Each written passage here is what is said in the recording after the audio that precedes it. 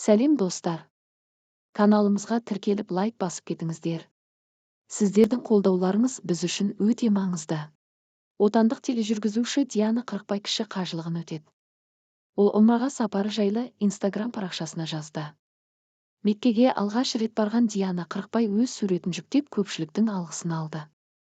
Аллаға сансыз шүкір. Кеше алғашқы умрамды жасадым. Дұға тілектерімді жаратқан қабыл етсін.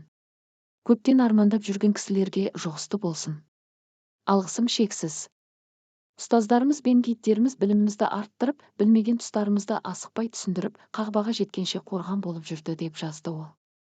Желі оқырмандарының арасында тележүргізушінің тұрмысқа шыққанын қалайтындар табылды. Ниетіңіз қабыл болсын, тұрмысқа шығатын амалыңызды тілеңіз, әп-әдемісің, Алла бағыңды ашсын, қабыл болған қажылықтың сауабын жазсын, деді олар.